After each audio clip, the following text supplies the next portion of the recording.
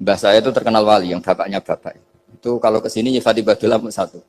Nur isido mondok gini itu nggak popo. Pondok elek lah, kiaimu wali. Zaman itu bapak itu di kamar kursi ya masih ada kakinya. Saya dulu sering dijak ke sini sama bapak. Jadi mbah saya itu terkenal wali dulu.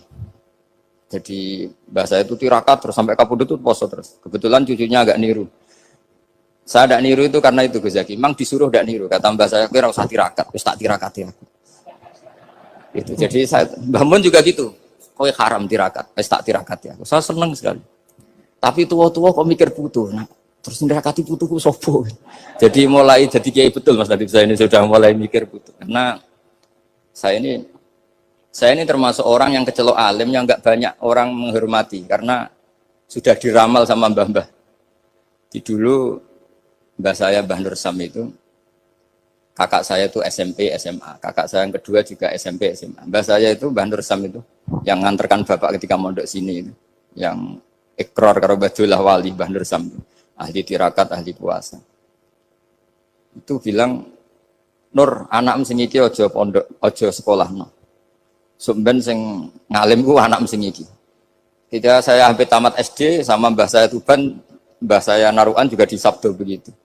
Singkat cerita saya mondok sarang. Mondok sarang pertama langsung dikenal Mbah Mun, wong anak kiai jadi langsung dikenal. Didoni macam-macam terus jadi wong alim juga ada yang ngelem. Biasa aja untuk dongane sepuh-sepuh.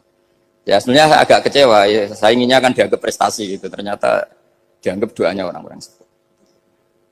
Ya, makanya kula niki mriki ya rodok ya syukurlah sama Bang Mutamakin sama semuanya karena tadi, kenapa saya harus cerita ini? Quran sendiri mengakui bahwa orang soleh itu diantara aturannya adalah dzurriyyatam ba'duha min ba'd. Meskipun Allah bisa bikin orang soleh dari mana saja, tapi yang legitimit itu memang dzurriyyatam ba'duha min ba'd. Dan kata dzurriyyah itu tasmalu auladal inas, kata Ibnu Hajar al-Asqalani, memasukkan turunan yang dari ibu. Meskipun tentu secara wali nikah atau secara disiplin nasab dari ibu itu tidak ngefek. Tapi dari segi fa'innal irqadassas, bahwa sistem tubuh kita itu tetap ada gen dari seorang apa? Ibu. Sehingga banyak ulama tafsir mengatakan dzurriyyah itu tasmalu auladal inas. Dzurriyyah itu memasukkan turunan dari apa? Ibu. Bapak saya itu nasabnya nasab wali. Jadi babahnya itu suka tirakat, suka. Ibu itu nasab kiai. Jadi kalau bapak wiridan itu, kalau istiqomah itu disalahkan sama keluarga ibu. Istiqomah itu salah. Karena ijabu malam yajib, mewajibkan sesuatu yang tidak wajib. Itu masalah secara ilmiah. Mbah Mun itu sering kritik, kalau ada pondok kok wajib puasa, wajib merawat itu sering kritik. Itu secara fikih bahaya. Ijabu malam yajib, mewajibkan sesuatu yang tidak wajib. Dan itu kriminal dalam bab fikih. Betul itu, sama cari di Sulam Taufik, babnya itu ngeri. Ijabu malam yajib itu tidak dihitung minal kabair. Dicari sendiri itu di bab Sulam Taufik, tidak perlu saya sebut, itu parah betul malah cara menvonis Abdullah bin Husain bin Thohir di Sulam Taufik. Ijabu malam yajib. Tapi pondok-pondok yang tirakat tidak kurang dalih. Niki boten majibaken, ngelatih. Boten majibaken tapi napa? Nah, silsilah dari keluarga ibu itu suka ilmu. Sehingga Abdullah bin Mas'ud itu tiap hari itu mensweeping orang yang sering duha. Kalau ada orang duha istiqomah itu disweeping. Awas, harus seminggu sekali, nggak boleh tiap hari. Masa sholat fardu kamu saingi sholat duha? Nggak boleh, fardu tersaingi. Itu Abdullah bin masyhur, sampean cari di Al-Ghunjah. Sayyidah Aisyah kalau ada orang duha tiap hari dimarahin. Dan itu secara konstitusi ilmu benar karena Nabi Qiyamul Lail Ramadan itu hanya 4 hari yang di depan umum. Lainnya itu enggak. Khasyata ayyufrodo alaihim kalau dalam sahih takut dianggap fardu. Akhirnya istiqomah itu masalah di keluarga saya yang dari ibu. Nah kebetulan kita ini suka ada istiqomah akhirnya ya seperti ini. Tapi ini ilmu harus kita bicarakan. Tapi yang istiqomah Bapak itu pengagum Badullah. Bapak itu suka sama istiqomah karena punya guru dulu Kiai Zubedi istiqomah, Badullah istiqomah. Tapi jangan kira Badullah itu hanya istiqomah. Saya punya sanad banyak, mungkin Gus Zaki lebih tahu. Sering saya diceritakan Bapak. Badullah itu anak ambek wong fase nemen-nemen itu rapati cocok. Senajan to majibno fase. Tak takoki iki ngopo. Empuk nek ke fasean darani wong awam untuk ganjaran. Mergo macane Quran gak fase. Padahal untuk ganjaran mergo seneng Quran. Jadi Terus tak takoki bapak, niku saged damel syariat mboten? Ya ora kena, pokoke ngono. Jadi gue ngekrori. Artinya beliau ndak ingin lah. Gara-gara kita terlalu pakem tajwid, kemudian nganggap siapa saja baca Quran salah, kemudian tidak dapat pahala. Bisa saja hamalahum ala ayakra'ul Qur'an apa mahabbatuhum wa iskuhum wa kada wa kada. Jadi akhirnya saya jadi tahu. Oke, secara makhraj salah, tapi iseknya benar, mahabbahnya benar, brontonya benar.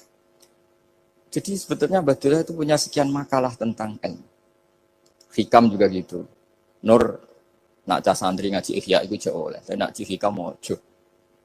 Maksudnya beliau entah kalau setelah itu, Abdullah itu melarang siapa saja santri ngaji hikam itu dilarangnya ada kelas tertentu untuk boleh ngaji hikam. Nah, kenapa saya cerita ini? Karena saya masih ingat betul di antara wasiatnya Mbah Mun itu.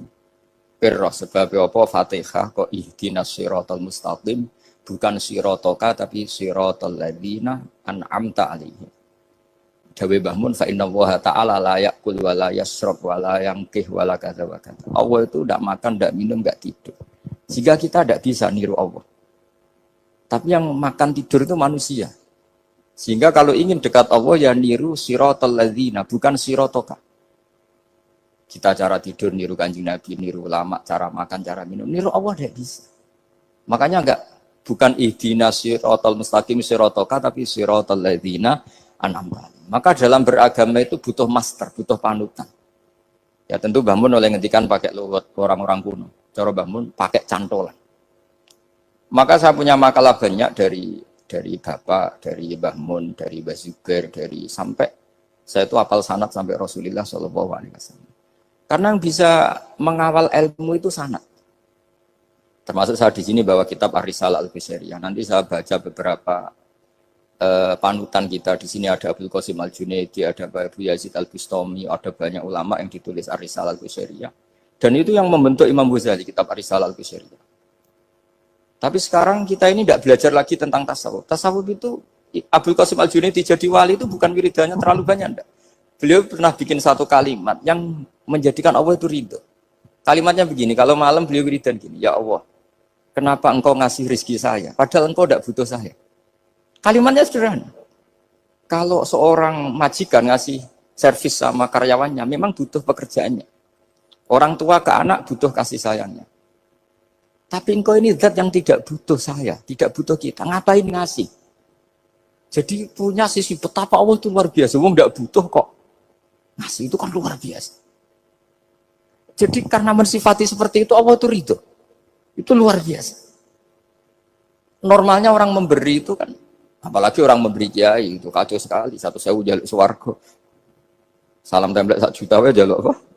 Swarga itu parah lagi. Nanti kalau enggak masuk surga tunda-tunda. Itu ngeri lagi itu. 1 juta minta apa? Surga. Sayyidina Ali itu diantara sebabnya beliau dekat Allah itu karena muamalahnya sama Allah itu benar. Di antara muamalah itu yang diriwayatkan di kitab Ar-Risalah Al-Qusairiyah adalah masyhur itu. Kafani izzan antakuna li rabban wa kafani fakhran an aku nalaka abdan.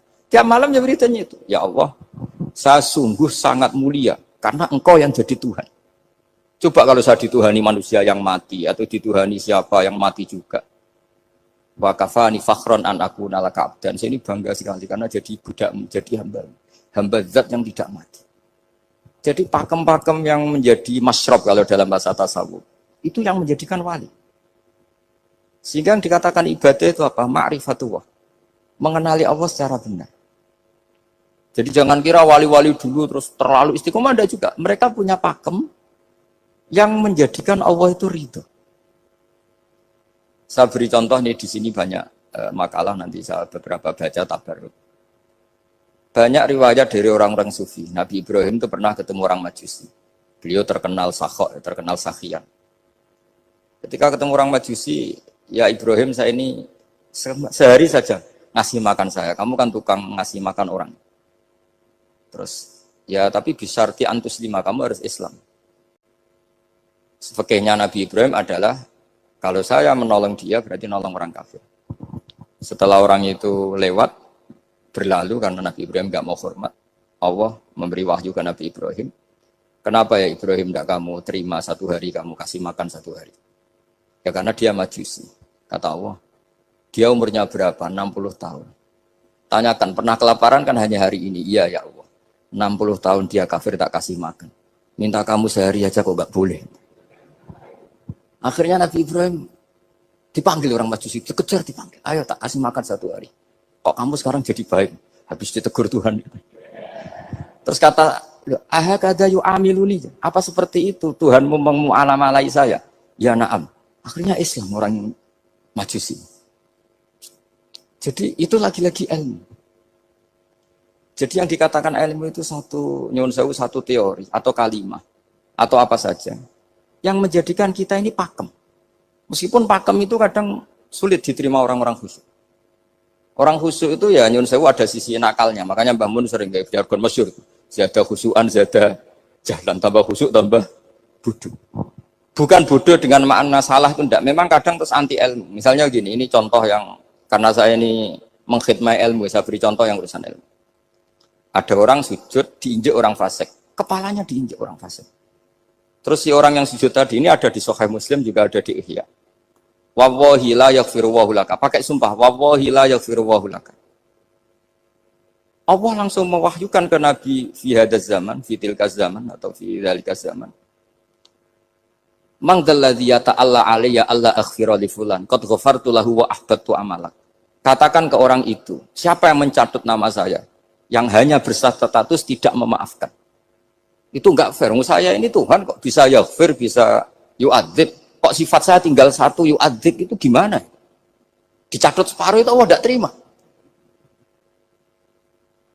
Tapi kalau kita baca Quran, saya ini sama orang fasik ya benci. Saya ini orang soleh, setidaknya pura-pura soleh lah. Karena di depan para kiai. Tapi mau tidak mau. Ketika Allah mensifati dirinya tentang orang munafik gimana? Wa yu'adzibal munafiqina insya'a au jatuh. Ini cocok tidak cocok. Potensi memberi tobat itu ada. Meskipun sama kalau orang munafik, tapi ya tetap bacanya wa yu'adzibal munafiqina ya insya'a au jatuh. Rasulullah kayak apa bencinya dengan Wahsy karena qatilu Hamzah. Tapi Nabi tunduk sama konstitusi Quran. Laisa laka minal amri syai'un aw yatuba alaihim aw yu'adzibahum. Akhirnya Allah malah memberi tobat sama qatilu Hamzah yaitu Wahsy. Ini pentingnya baca lagi. Kalau kita tidak baca, hanya khusyuk saja, tidak baca, pasti sama orang yang menginjak orang sujud tadi, yang injak pasti salah, nggak dimaafkan. Bongso pasti. Pertanyaannya adalah, betulkah Allah punya sifat satu, yaitu yu'adzib? Makanya kalau kita baca, misalnya baca Quran, walillahi mulkus samawati wal ard, ya sudah, yaghfiru liman yasha wa yu'adzibu man yasha. Kalau nuruti rasa kita, ya inginnya ke kita, yaghfir, ke orang lain yu'adzib. Tapi Tuhan kan nggak terima. Saya ini Tuhan kok didikte makhluk saya ini gimana? Nggak bisa. Sehingga ya ini lagi-lagi ilmu. Makanya saya cocok nggak cocok itu suka baca. Saya suka sekali baca. Mulai ulama dulu, ulama modern, setengah dulu. Mulai ulama yang kedunian sampai setengah kedunian. Suka. Saya dulu tuh nggak suka uang. Karena saya memang tadi mbah saya dari bapak itu wali mas. Kalau tadi Mas Nadif jujur, mulai Mbah Soleh itu suka bully mertuanya, jadi saya alhamdulillah dia jujur. Jadi, Mbah Soleh itu menantunya Raden Asnawi, itu ya bully-bulian sama ini terus ditiru beliau ini. Itu nggak suka sebenarnya. Saya itu ya pokoknya tadi kalau orang daftar wali itu kan nggak suka sama. Karena mereka nangis ketika Allah ngendikan wa aqridu wa atau ayat-ayat anfiku atau orang baik disifati wa aqridu wa qardan hasanah. Itu hadal khitab li ahlil jibdi wasarwah. Ini khitab untuk orang kaya. Kalau isin Gusti jenengan nampen ngongkon infak kok kalau diinfaki. Jenengan nampen ngongkon ngamal kok kalau di ngamali. Jadi maka yuhibbunal mal, mereka tidak suka harta. Walakin liyana luladzatal khitab bil infak, dan itu harus kaya dulu untuk bisa infak. Jadi itu uniknya. Akhirnya saya Imam Sa'roni penting juga kaya. Jadi wali untuk suka harta itu nunggu diperintahkan Allah. Alhamdulillah kita enggak, sudah wali dulu karena sudah senang harta balik. Jadi kayaknya keren kita dibanding wali-wali itu. Artinya wali itu tahu pentingnya harta setelah jadi wali. Kita alhamdulillah mulai kecil sudah tahu pentingnya harta. Kayaknya kita lebih wali. Imam Syafi'i itu dulu gak suka sama orang kaya. Saya berkali-kali ceritain. Karena dia dididik Sufyan As-Tsauri, Sufyan bin Uyainah. Tapi ketika ketemu Imam Malik itu kaya raya. Meskipun dia hidupnya sederhana tapi kaya raya. Pas beliau mau Imam Syafi'i dia agak-agak sopan kalau sekarang tanya, setelah jenengan ilmu yang saya harus ambil siapa? Kata Imam Malik, yang sealim saya itu sudah meninggal Abu Hanifah, tapi muridnya masih, namanya Muhammad bin Hasan Asy-Syaibani. Kamu datang ke sana. Malam itu Imam Malik dikasih uang 500 dinar. Padahal 1 dinar itu 4,25 gram. Bisa dihitung berapa ratus juta. Terus paruhnya dikasihkan Imam Syafi'i. Nah, tidak kasangoni. Pagi-pagi diajak ke Baki. Dulu Baki itu ada kafilah rental unta. Mana kafilah yang mau ke Irak? Kita. Ya sudah ini antar. Tak bayari. Diantar Imam Syafi'i. Diantar ke Imam Muhammad bin Hasan Asy-Syaibani di Irak. Itu ketemu Muhammad bin Hasan Asy-Syaibani pertama itu apa? Beliau itu kalau ngitung uang di meja. Emas-emasnya di meja, uangnya dolar, semuanya di meja. Tambah kaget. Ini saya sama Imam Malik ingkar, ini malah lebih parah lagi. Kata Muhammad bin Hasan Asy-Syaibani, atak jabu min hadza. Kamu kagum dengan ini, merasa aneh? Iya. Ya sudah, ini tak kasihkan orang fasik. Tinggo demenan, tinggo judi. Jangan, jenengan saja. Kalau jenengan kan orang soleh dipakai kebaikan. Berarti orang soleh boleh kaya. Angsal-angsal. Semenjak itu Imam Syafi'i kebablasan. Sampai fatwa kiai fakir itu haram. Kiai bisa bikin rumah bagus, bikin rumah jelek. Haram. Puasa al-Islam ya Allah wala yulah. Nah lagi-lagi kebetulan kita sebelum ngaji Imam Syafi'i sudah seperti itu. Jadi ini justifikasi. Lagi-lagi itu ilmu. Saya ulang lagi-lagi itu akhirnya saya baca kitabnya Imam Sa'roni namanya Al-Minanul Kubro. Itu beliau cerita wa mimma manallahu alaihi. Kesannya kayak orang sombong. Tapi sebetulnya yang sopan itu yang sombong karena Imam Sa'roni kan bilang, kamu harus memaklumatkan diri kalau antum minal ulama il amilin. Kamu termasuk ulama yang amilin. Terus ditanya sama orang-orang, bagaimana kalau nyatanya enggak? Kamu tadi subuh sholat, iya saya sholat. Kamu tadi zuhur sholat, iya saya sholat. Kenapa ketika kamu maksiat ingat terus, ketika kamu taat tidak ingat? Berarti kamu anggap Allah itu menyesatkan kamu tok, tapi tidak pernah ngasih hidayah sama kamu. Pas delok rondo ning dalan kok maksiat, bar salat atau syukur, bar duhur atau syukur berasa. Berarti kan nyifati Allah, hari ini Allah ngasih saya maksiat. Sementara lupa kalau Allah ngasih sholat duhur, sholat asar, sholat maghrib, sholat. Oh sudah di situ al-Minanul Kubro, pokoknya orang itu soleh semua. Nah saya itu termasuk orang yang didikte oleh kitab, terbentuk oleh kitab Al-Minanul Kubro. Jadi di situ hidup itu enak semua. Makanya saya itu masih ingat dialeknya dua orang alim.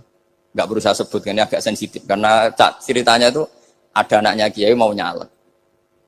Karena dia anaknya kiai tanya, Mbah, dalilnya nopo nanti yang kepingin jadi jabatan, mencari jabatan itu sah. Kalau yang jawab tak sebut nggak apa-apa namanya. Jawabnya Mbah Mun, oleh gak apa-apa. Nabi Yusuf juga boleh jabatan. Terus beliau baca qalat alni ala khuzainil ardi inni khafifun alim. Nabi Yusuf juga boleh jabatan ya Rabb. Didebat sama orang alim. Itu Nabi Yusuf syariatnya itu mansukhah bi syariati Rasulullah Muhammad sallallahu alaihi wasallam. Setelah tamunya pulang, Mbah Mun dibantah gitu. Dari Mbah Mun gini bilang, anut kiai wae oleh apa meneh anut nabi. Sama ingat kalimatnya. Anut kiai wae oleh apa meneh anut. Artinya Nabi Yusuf kan minta jabatan ij'alni ala khuzainil. Jadi akhirnya semenjak itu fikih-fikih ilmu tadi saya ulang lagi. Akhirnya saya cari, termasuk saya disuruh bangun. Saya golekno dalile nak wong soleh kok oleh jabat. Atinku, wong dalil kok diorder saya sempat. Ternyata saya cari-cari ya tadi am yahsudunan nasa alama atahum wa min fadlih. Faqad ataina ala Ibrahim alkitab wal hikmata wa atainahum mulkan azim. Keluarga Nabi Ibrahim di antara sifat yang disebutkan Allah adalah dikasih mulkan azim. Sebab itu akhirnya kiai Indonesia itu mazhabnya Syafi'iyah semua. Politik ya kerso, jabat ya kerso, proposal ya kerso. Saya ini, maksud saya ini yang menyelamatkan ilmu. Kalau orang khusyuk pasti gedeng. Kiai kok gelem proposal, kiai kok para pejabat. Tapi orang ilmu setuju. Nah saya nggak tahu setujunya itu bawaan ilmu apa bawaan nafsu tadi itu yang mulai saya nggak tahu. Nah kalau saya kan bawaan ilmu saya baca. Itu bedanya saya dengan Mas Nadif jadi bawaan baca. Karena kemarin saya dibully habis-habisan di Kudus. Saya tidak punya kesempatan bicara di menantunya Neng Mu'ah ya. Wah ini kurang ajar betul orang ini kata saya. Tapi saya nyari sisi positifnya. Kalau saya dibully kan saya madlum. Orang madlum gampang jadi wali. Yang dia bully berarti zalim ya sudah berarti wali saya gitu. Nah supaya dia juga wali sekarang tak bully supaya impas gitu. Jadi ini nolong beliau. Jadi saya 22 hari itu kalau habis subuh ke rumah sakit, tapi kalau asar pulang ngajar. Ya begitu terus. Karena mbah-mbah saya itu sukanya ilmu Masya Allah. Karena ilmu itu penting. Apapun pakemnya para wali itu kalau diingatkan secara ilmu itu terus kayak runtuh. Saya berkali-kali mencontohkan. Dan itu valid, data itu valid. Sufyan bin Uyainah itu orang yang khusyuknya Masya Allah. Gurunya Imam Syafi'i, gurunya Imam Malik. Itu beliau menceritakan dalam kitab Hilyatul Auliya. Nabi Isa itu senangannya itu ceria sekali. Nabi Yahya itu senangannya bersemut, abusan, suka kayak takut akhirat, takut penyakit. Tapi bukan takut corona, enggak ya jelas. Saya akhir-akhir ini fatwa, sekarang jangan baca Uwais Al-Qarani, tapi Al-Qarni. Meskipun saya tahu ada yang baca Qarani di kitab-kitab, ada yang baca Qarni. Tapi sekarang wajib dibaca Al-Qarni sementara. Sekali dibaca Al-Qarani itu nisbatun ilah. Iya, jadi makanya ini untuk sementara dibaca, ngikuti yang baca Uwais Al-Qarni. Meskipun di sarah-sarah apa bi fathir ra wakila bi sukun, ya sudahlah sekarang harus ijma dulu Al-Qarni ya, karena kalau Al-Qarani itu akhirnya Nabi Isa ditegur sama Nabi Yahya. Mali aro kadohikan ka'annaka ta'manu min makrillah. Saya melihat kamu kok suka tertawa, seakan-akan kamu merasa aman tidak kena azabnya Allah. Nabi Isa akhirnya balas tanya, Mali aro ka'abisan ka'annaka tai'asu min rahmatillah, taknatu min rahmatillah. Kowe mbesengut wae koyo dunya orang rahmat, anane corona tok. Padahal yo ono mangan, ono guyon, ono nikmat. Dan itu figur besar, akhirnya kita tahu. Dan saya sering cerita juga, setiap dakwah itu Nabi Isa nyari syirorun nas, Nabi Yahya cari khiyarun nas.